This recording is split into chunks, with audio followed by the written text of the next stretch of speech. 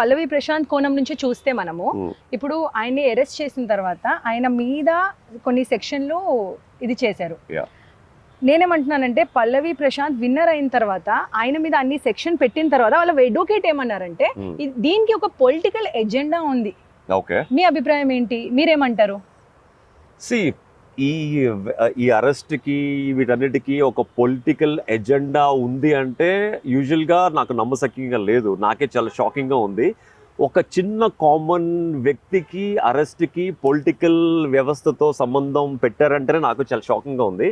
ఎందుకంటే ఈవెన్ నా సీజన్ అప్పుడు కూడా చాలా కాంట్రవర్షియల్ ఇష్యూస్, చిన్న చిన్న టాపిక్స్ తీసుకుని ఎక్కడెక్కడికో తీసుకెళ్లారు యాక్చువల్గా. బట్ ఏంటంటే అంటే ఈ బిగ్ బాస్ అనేది ఒక టీవీలో జరిగే ఒక చిన్న reality show. Maybe it's world biggest show అవ్వచ్చు, బట్ సినిమా ఇండస్ట్రీతో పోల్చుకుంటే డెఫినెట్గా బిగ్ బాస్ అనేది చిన్న షో. అంటే ఎందుకంటే పెద్ద పెద్ద సినిమాల్లో పెద్ద పెద్ద హీరోలు, పెద్ద పెద్ద హీరో ఫ్యాన్స్ వాళ్ళు కొట్టుకోవడం చాలా వినే ఉంటాం మనం యాక్చువల్గా. బట్ అవేమీ బయటకు రాలేదు యాక్చువల్గా. బట్ ఒక చిన్న కామన్ వ్యక్తి గెలిచి బయటకు వచ్చాడన్న ఆనందంతో తను ఏదన్నా చేస్తే అది యాక్చువల్గా నేను ఇలా చేస్తే వాళ్ళు హ్యాపీగా ఫీల్ అవుతున్న ఉద్దేశంతో చేసి ఉండొచ్చు. బట్ అది బ్యాడ్గా బయటగా వెళ్తాదని చెప్పి తనకి కూడా తెలిసి ఉండదు.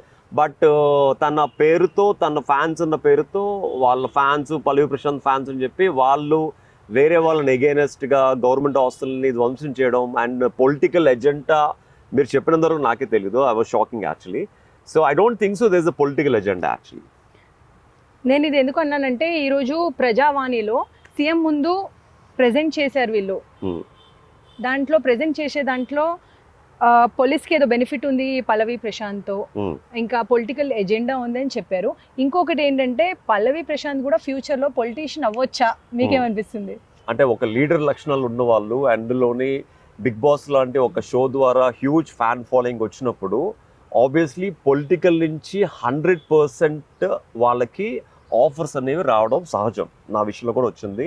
నాకు టీడీపీ నుంచి కానీ, వైఎస్ఆర్సీపీ నుంచి కానీ, లేకపోతే బీజేపీ నుంచి కానీ నాకు బిగ్ బాస్ నుంచి బయటకు వచ్చిన తర్వాత ఆఫర్స్ రావడం జరిగింది. వైజాగ్ సైడ్ అనకాపల్లి నుంచి ఎమ్మెల్యేగా పోటీ చేయమనడం కూడా వాస్తవమే.